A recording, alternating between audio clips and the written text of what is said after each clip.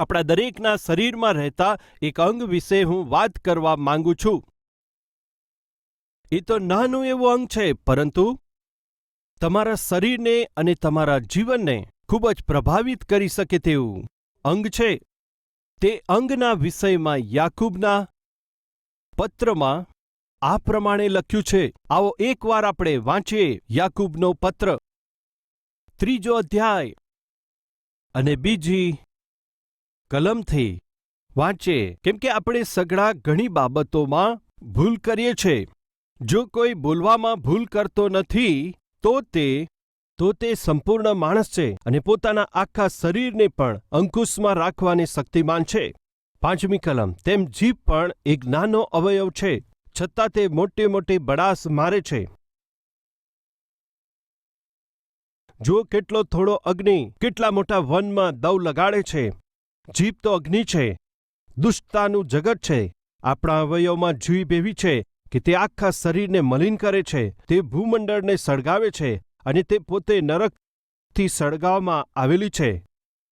એનાથી આપણે પ્રભુની સ્તુતિ કરીએ છીએ અને એનાથી દેવની પ્રતિમા પ્રમાણે 9મી કલમ, ઉત્પન્ન થયેલા માણસોને આપણે શ્રાપ પણ દઈએ છીએ. એક જ મોંમાંથી સ્તુતિ તથા શ્રાપ નીકળે છે. મારા ભાઈઓ, આમ તો ન જ થવું જોઈએ. એક જ મોંમાંથી સ્તુતિ અને શ્રાપ નીકળે છે. મારા ભાઈઓ, એ રીતે નહીં થવું જોઈએ. જીભના વિષયમાં બાઇબલમાં ઘણી બધી જગ્યાએ ઘણી બધી રીતે આપણને સમજાવ્યું છે. વિસ્તારપૂર્વક ત્યાં આગળ સમજાવવામાં આવ્યું છે. આપણ બધાને એક જીભ હોય છે કે નહીં? મને જીભ છે એમ કહેનારા હાથ બતાવશો? હા, મારી પાસે જીભ છે કહેનારા હાથ બતાવશો? Thank you. કેટલાક લોકો હાથ નથી બતાવતા, કારણ જાણું છે, એમને 2 જીભ છે. ઘણા બધા લોકો પોતાની જીભનો ઉપયોગ બહુ ખૂબ જ વિશેષ રીતે કરતા હોય છે. સ્થિતિ અનુસાર પોતાની જીભને બદલી પણ શકતા હોય છે. ક્યાં આગળ કેવી રીતે વાત કરવાની છે એ પ્રમાણે તેમની પાસે 2-3 જીભ હોય છે.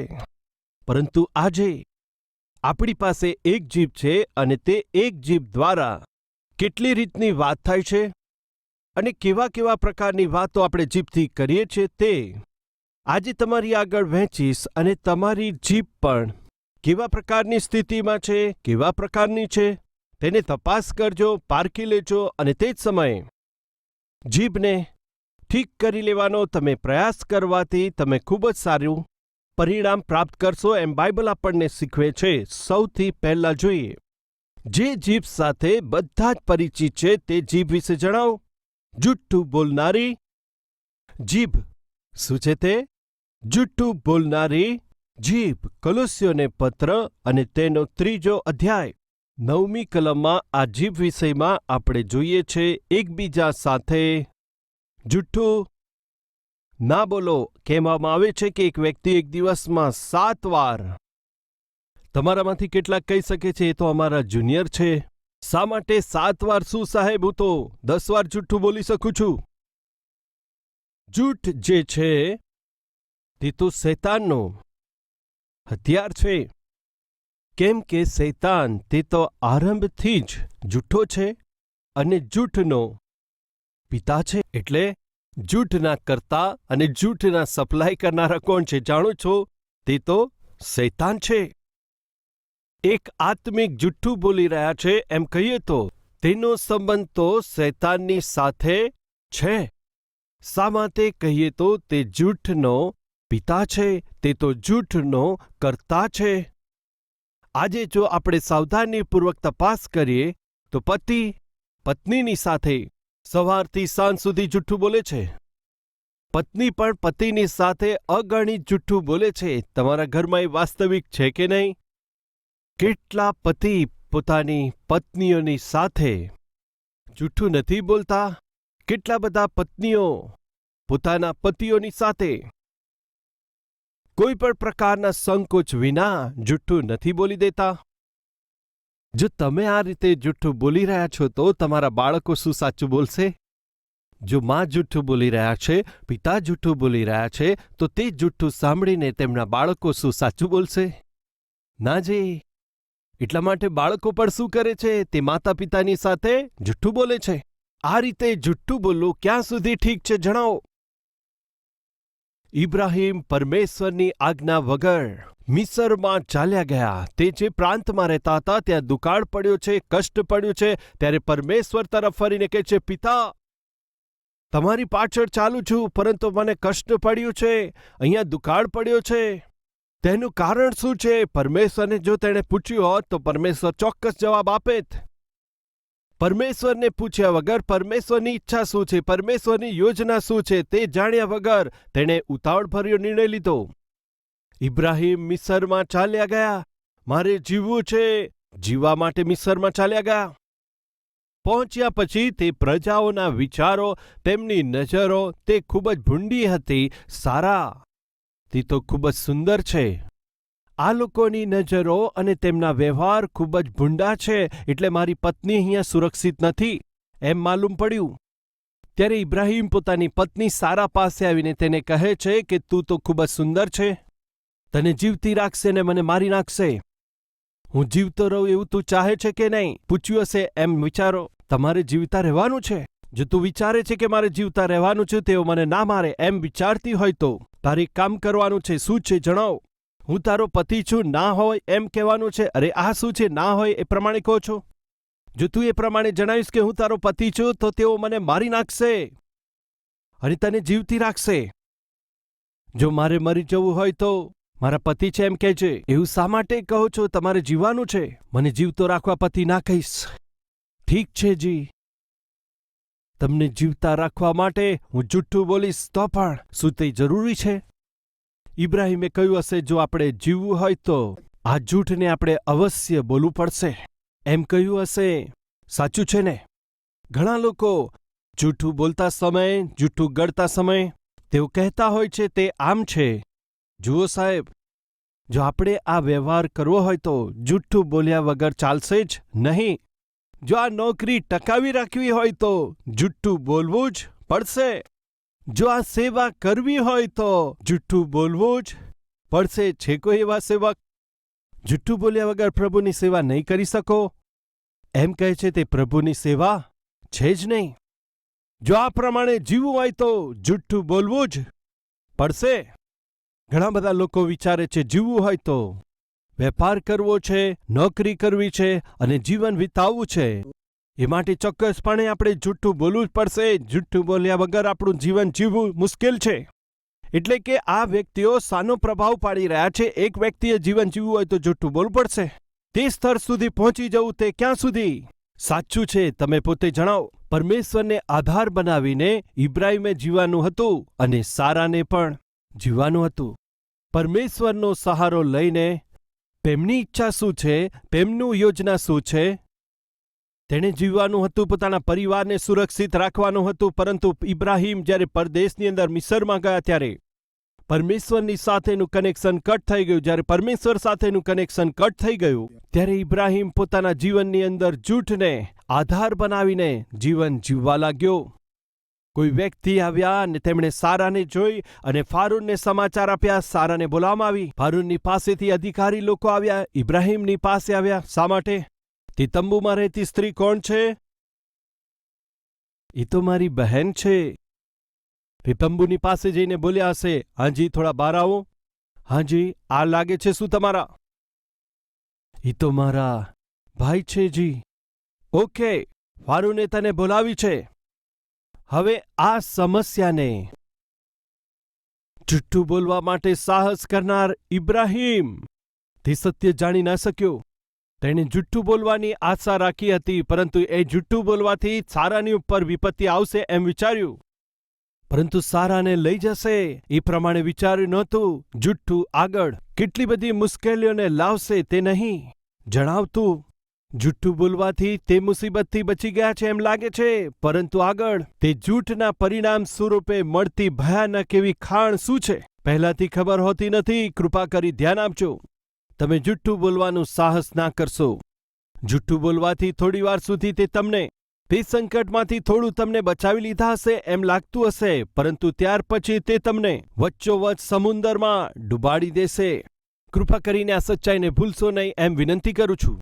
સારાને ફારૂને બોલાવી લીધી. એ તો સારું છે કે પરમેશ્વરે તેની અંદર દખલ કરી. કેમ જાણો છો? ઇબ્રાહિમ બાદ ઈસાકનો જન્મ થવો જોઈએ. ઈસાક દ્વારા યાકૂબનો જન્મ થવો જોઈએ. યાકૂબ દ્વારા યહૂદાનો જન્મ થવો જોઈએ. યહૂદા દ્વારા દાઉદનો જન્મ થવાનો છે. દાઉદના વંશમાંથી જગતના ઉદ્ધારકર્તાએ જન્મ લેવાનો હતો. એ તો પરમેશ્વરની અદ્ભુત યોજના છે. પરંતુ ધ્યાનથી સમજો, શૈતાન તે પરમેશ્વરની અદ્ભુત યોજનાને એક જૂઠ દ્વારા કેવી રીતે ગરબડ ઊભી કરવાનો પ્રયત્ન કર્યો. જુઠ્ઠું બોલવાથી મારી વિપત્તિ ટળી જશે, હું મુશ્કેલીમાંથી બચી જઈશ એમ વિચાર્યું હતું, પરંતુ મારી પત્ની ચાલી જશે એ પ્રમાણે વિચાર્યું નહોતું. જ્યારે તેઓ આવ્યા, હાજી પેલી સ્ત્રી કોણ છે? તે મારી બહેન છે. તેઓ જતા રહેશે એમ વિચાર્યું હતું, પરંતુ તે લોકો તે બહેનને બહાર બોલાવો. તે શું લાગે છે તમારા? મારા ભાઈ છે. તો પછી આવો, ફારૂને તને બોલાવી છે. તે દિવસે જુઠ્ઠું બોલનારા ઇબ્રાહિમ સાથે પરમેશ્વરે વાત ના કરી, પરંતુ ફારૂનને ઠીક કર્યા. હવે હે ફારૂન, સારાને સ્પર્શ કરવાની અનુમતિ નથી. તે દિવસે પરમેશ્વર તેની અંદર પ્રવેશ કરીને સારાને ના બચાવી હોત તો, સાંભળો ભાઈઓ ને બહેનો, જગતના ઉદ્ધાર કરતા પૃથ્વી ઉપર જન્મ ના લઈ શક્યા હોત. એક જૂઠ સંસારમાં કેટલી બધી વિપત્તિ લઈને આવી જાય છે. માતાઓ અને પિતાઓ, તમારું જૂઠ કાલના દિવસે કેટલી વિપત્તિ લઈને આવશે વિચાર કરો. તમને જોઈને તમારા બાળકો તમારી પાસેથી જુઠ્ઠું શીખીને તમારી સાથે જુઠ્ઠું બોલશે. કેટલી બધી મુશ્કેલીઓ આવશે. એટલા માટે દરેક માતા પિતા નાનપણથી જ બાળકોની આગળ વ્યક્તિગત સ્વરૂપે જુઠ્ઠું બોલવા માટે સાહસ ના કરશો. ફળ સ્વરૂપે ફારૂને ઇબ્રાહિમને બોલાવ્યો. ઇબ્રાહિમને બોલાવીને કહે છે, શા માટે તે એમ કહ્યું? ઉત્પત્તિ 12 અને 18 આવું આપણે જોઈએ.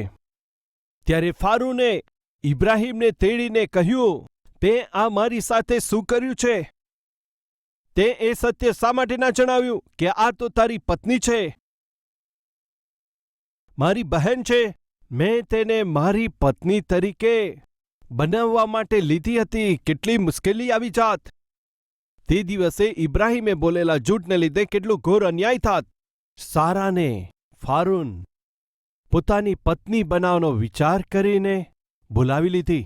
ત્યાર પછી પરંતુ હવે તારી પત્નીને તું એને અહીંથી લઈને ચાલ્યો જા. અંતિમ કલમ વાંચીએ. તેઓ તેને તથા તેની સ્ત્રીને તથા તેની સર્વ સંપત્તિને માર્ગે વળાવી આવ્યા. તેનો અર્થ શું છે? અહીં આગળ તારા જેવા વ્યક્તિએ રહેવાની અનુમતિ બિલકુલ નથી. પહેલા અહીંયાથી નીકળી જાઓ. એમને મોકલી દેવામાં આવ્યા. ક્લાસમાં ઠીક રીતે અભ્યાસ ન કરતા, સારા એવા માર્ક્સ ના મળવાથી, વારંવાર ગુલ્લા મારવાથી તે વિદ્યાર્થીને શું કરે છે? તેને ઘરે મોકલી દે છે. તારા જેવાને અભ્યાસ કરવાની કોઈ જરૂર નથી. તે દિવસે ઇબ્રાહિમને ફારૂને મિસરમાંથી વળાવી દીધા. તારા જેવા વ્યક્તિએ અમારા દેશમાં રહેવાની કોઈ જરૂર નથી. એક જૂઠ અમારા દેશમાં રહેવાને લાયક. માતા પિતાઓ સાવધાન. જો તમે જુઠ્ઠું બોલી રહ્યા છો તો કાલે તમારા બાળકો પણ જુઠ્ઠું બોલનારા બની જવાના છે. જો અત્યારથી જ તમે જુઠ્ઠું બોલી રહ્યા છો તો કાલના દિવસે તમે તમારા બાળકોને જૂઠ શીખવાડી રહ્યા છો. તમારા બાળકો એ જ પ્રમાણે જે જુઠ્ઠું આજે તમે બોલો છો એ જ પ્રમાણે તેઓ પણ જૂઠ બોલશે. આવો, આ સાચું છે કે નહીં તે જોઈએ. ઉત્પત્તિનું પુસ્તક 26મો અધ્યાય 6ઠી કલમ. અને ઈસાક ગેરારમાં રહ્યો, અને ત્યાંના માણસોએ તેની સ્ત્રી વિશે તેને પૂછ્યું. ત્યારે તેણે એમ વિચાર્યું કે જો હું તેને મારી સ્ત્રી છે એમ કહું તો અહીંના લોકો રિબકાને લીધે, જે પરમ સુંદરી છે તેના લીધે મને મારી નાખશે. તેણે ઉત્તર આપ્યો, એ તો મારી બહેન છે. જ્યારે તેને રહેતા ત્યાં આગળ ઘણા બધા દિવસો થઈ ગયા. ફલિસ્તીઓના રાજા અબીમલેકે બારીમાંથી જોયું. બારીમાંથી ધ્યાનથી જોયું કે ઈસાક પોતાની પત્ની રિબકાની સાથે ચેડા કરે છે. ઇબ્રાહિમ જે જુઠ્ઠું બોલ્યો હતો, ઇબ્રાહિમનો દીકરો પણ તે જ જુઠ્ઠું કરે છે. બાઇબલમાં એક વાત છે, પિતાને જે દીકરો જે પ્રમાણે કરતા જુએ છે, પુત્ર પણ તેમ જ કરે છે. કેટલાક વર્ષો પસાર થયા પછી તે જ પ્રમાણે જૂઠને કરતા ઈસાકને આપણે જોઈએ છે. એટલે કૃપા કરીને ધ્યાન આપજો. જૂઠું એમ જ બોલી નાખવું, આસાનીથી બોલી નાખવું, તે સમયના કષ્ટથી, તે સમયની મુશ્કેલીઓથી છૂટી જવા માટે અથવા તો સમાધાન કરવા માટે જૂઠને આધાર બનાવો તે ક્યારેય પણ ઠીક નથી હોતું. કોઈકના કોઈક દિવસે તમે બોલેલું જૂઠું પ્રગટ થઈ જશે. ઈસાકે છુટકારો પામવા માટે બહેન કહ્યું. તે દિવસે એક રાજા બારીમાંથી જોતા હતા. એ ઈસાક જેને તે પોતાની બહેન કહેતો હતો, રિબકાની સાથે જેને બહેન કહેતો હતો, પ્રેમ કરતો હતો. રાજા ઉતાવળી થઈને આ શું છે? તેણે તો શું કહ્યું હતું? તેણે તો પોતાની બહેન કહ્યું હતું, પરંતુ હવે તે શું કરે છે? શું એવા લોકો નથી હોતા? તમે જે કહી રહ્યા છો તે અલગ છે અને જે કરી રહ્યા છો તે અલગ છે. તમે કરી રહ્યા છો કંઈક અલગ અને બતાવો છો અલગ. પોતાના પતિની સાથે પણ એવું છે. તમે ઘણું બધું કાર્ય કરો છો પરંતુ પોતાના પતિને કશું જણાવતા નથી. તમે ઘણા બધા વેશ બદલો છો, ઘણા બધા ભૂંડા કામ કરો છો, પરંતુ પોતાની પત્નીને થોડો પણ સંદેહ ના આવે તે રીતે કેટલું બધું જુઠ્ઠું બોલો છો. જુઠ્ઠું બોલનારા, સત્ય તમે ભૂલશો નહીં. ગમે તેટલી ચતુરાઈથી તમે જુઠ્ઠું બોલતા હોય, કોઈકની કોઈક જગ્યાએ તમે ક્લુ આપી બેસો છો. તે સત્યને ના ભૂલશો. કોઈ બી સ્થાન પર ક્લુ મળશે. તમે જે કહી રહ્યા છો જુઠ્ઠું છે. એકના એક દિવસે બહાર આવશે. ઇબ્રાહિમ પોતે પકડાઈ ગયા. ઈસાક પોતે પણ પકડાઈ ગયા. પકડાયેલા આ લોકોના વિષયમાં પવિત્ર શાસ્ત્રમાં પરમેશ્વર લખાવે છે. તેનું કારણ જાણો છો? આવા મોટા મોટા લોકો જૂઠું બોલતા મેં પસંદ નથી કર્યું. તેમના જૂઠને મેં બહાર લાવ્યો છું. તમારા જીવનના જૂઠને પણ હું બહાર લાવી દઈશ. જે પ્રમાણે તેમના જૂઠને મેં બહાર લાવી દીધું છે, તે જ પ્રમાણે તમારા જીવનના જૂઠને પણ હું બહાર લાવી. સાવધાન, જુઠ્ઠું ના બોલો. મુખ્ય સ્વરૂપે માતા પિતા, મુખ્ય સ્વરૂપે પતિ પત્ની. તમારા જૂઠને કારણે કાલના દિવસે તમારા બાળકો પકડી ના શકાય તેવા જૂઠું બોલીને તમને આ જ રીતે તમને ગુમરાહ કરશે, તમને ગુમાવી દેશે, તમને દગો કરી બેસશે. દીકરી શા માટે આટલું જૂઠું બોલે છે? મમ્મી, તમે જ મને જૂઠું બોલતા શીખવાડ્યું. એક બહેન મારી પાસે આવીને ખૂબ જ રડતી હતી. પાસ્ટર સાહેબ, આ નાની છોકરીને જુઓ છો કેટલી સુંદર છે. નાની છોકરી ખૂબ જ સુંદર હતી. ખૂબ સુંદર છે બહેન. મારા પતિએ શું કહ્યું જાણો છો? શું કહ્યું બહેન? એ મારાથી જન્મી નથી એમ કહ્યું છે. આ સુંદર દીકરીના વિષયમાં મારા પતિ કહી રહ્યા છે તે મારાથી જન્મી નથી. જો આ બાળક મારાથી જન્મ્યું હોય તો સાબિત કરી આપો એમ કહે છે પાસ્ટર સાહેબ. કેવી રીતે સાબિત કરી શકું પાળક સાહેબ? જ્યારે તે કહેતી હતી મારું લોહી ઉકળી ઉઠ્યું. ત્યારે મેં તેને કહ્યું, કોણ છે તે પાપી વ્યક્તિ? તેને જન્મ આપ્યા પછી તે દીકરી મારી નથી એ પ્રમાણે કહી રહ્યા છે પાપી વ્યક્તિ. લગ્ન કરાવનાર વડીલોનું શું થયું? જેમણે લગ્ન કરાવ્યું છે તે વડીલોને, મુખ્યોને તમે બોલાવો. આ પ્રમાણેના અપમાન અને નિંદાથી શક કરનાર વ્યક્તિથી શાંતિથી જીવન જીવવું શક્ય નથી. મુખ્ય વડીલોને બોલાવો. જેમણે લગ્ન કરાવ્યું છે તે લોકોને બોલાવો, તેમને બેસાડો અને તેમને જણાવો, કેમ કે આ નિંદા તો ખૂબ જ ભયાનક છે. કશું બોલતી નહોતી. કેમ બહેન? વડીલોને કહેવું તો સારું છે ને? તે લોકો ચોક્કસ તારા પતિને સમજાવશે. તને કંઈ સમજ પડે છે? તને બુદ્ધિ છે? આ પાગલપન શું છે? સારી રીતે પત્નીની સાથે તારું ઘરનું વ્યવહાર ચલાવવાની જગ્યાએ દીકરીને પ્રેમથી જોવાને બદલે આ શું છે? સૈતાનિક વાતો. તેને ચેતવવો જોઈએ. વડીલોને ખબર પડવી જોઈએ, પણ કશું બોલતી નથી. ઠીક છે, વડીલોને બોલાવવા નથી માંગતા, ઘરનો જે ભેદ છે તે જણાવવા નથી માંગતા, તો કોઈ વાંધો નહીં, તમારા માતા પિતાને બોલાવો. કમસે કમ તે લોકો તમારા માતા પિતાની સાથે વાત કરશે. કેમજી મારા બેટીને શક કરવો એટલું જ નહીં, પરંતુ જન્મ પામેલ દીકરીને ધ્યાન ના આપતા. ખરેખર તેનો જન્મ મારાથી નથી થયો એ પ્રમાણે કહે છે, સમજાવો. એ પ્રમાણે માતા પિતા જો તેમની સાથે વાત કરે તો તમે તેમને જણાવો. એ પ્રમાણે હું સારી રીતે તેને સમજાવતો હતો, પરંતુ કશું જ બોલતી નહોતી. ત્યાર પછી જોયું ત્યારે એની આંખોમાંથી આંસુ પડતા હતા. રડતી હતી. શા માટે રડે છે બહેન? ત્યારે તે બહેન કહે છે, પાસ્ટર સાહેબ, હું મારા ઘરના લોકોની સાથે જુઠ્ઠું બોલી છું. શું કહ્યું છે? શહેરમાં આવીને હું નોકરી કરી રહી છું એ પ્રમાણે જુઠ્ઠું કહ્યું છે પાસ્ટર સાહેબ. ઠીક છે બહેન, શહેરમાં આવીને નોકરી કરી રહી છું એમ કહે છે, પરંતુ કમસે કમ દીકરીની દેખભાળ કરવાની છે, માટે નોકરી કર્યા વગર તમે તેની દેખભાળ કરતા હશો. તમારા માતા પિતા તે સમજી શકશે શા માટે તમે રડો છો. ના પાસ્ટર સાહેબ, તો પછી શું છે?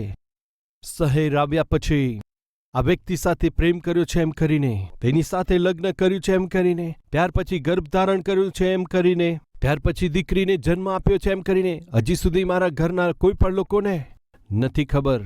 કેટલું ભયંકર છે. મહિના મહિના સુધી, વર્ષો સુધી પોતાના માતા પિતાની સાથે શું કહે છે? જુઠ્ઠું બોલે છે.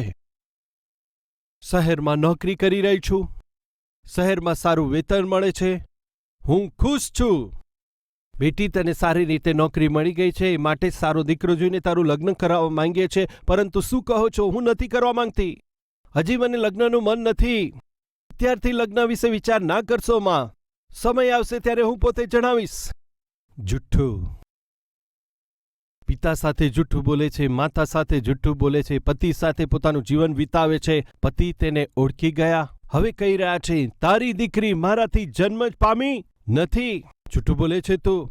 આ શું છે જુઠ્ઠું બોલું? જુઠ્ઠું બોલે છે તું.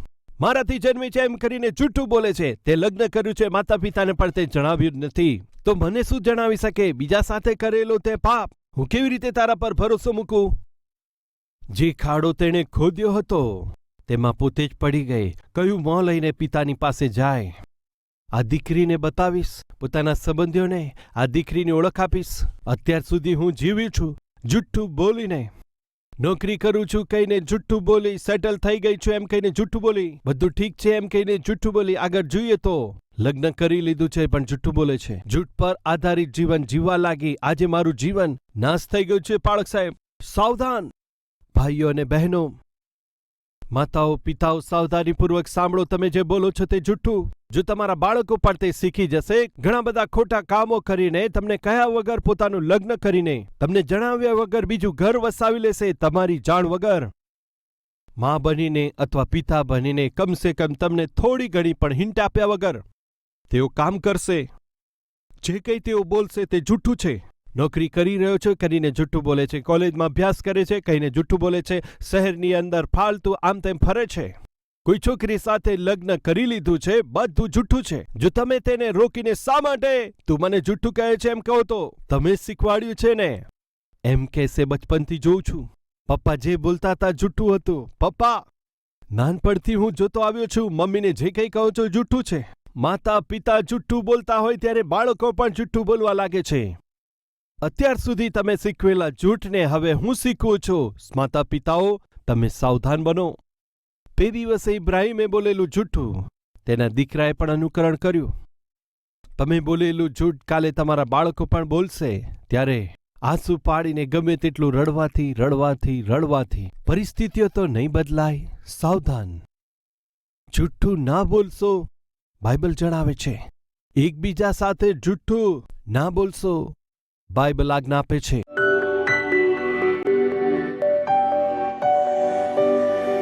પવિત્ર પરમેશ્વર પિતા, પાપને છુપાવી લેવું.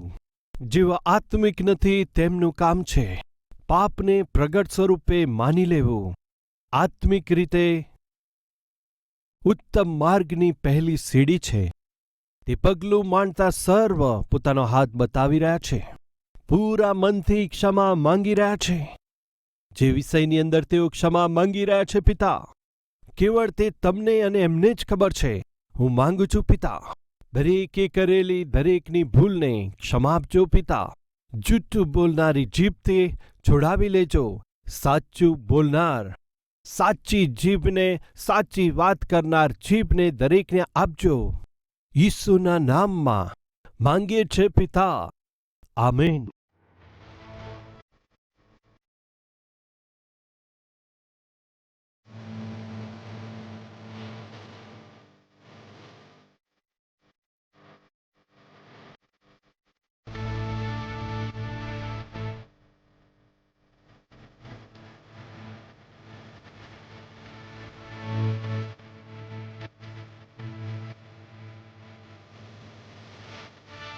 અમારું address Calvary, post box number 30, Kukatpally, Hyderabad, 72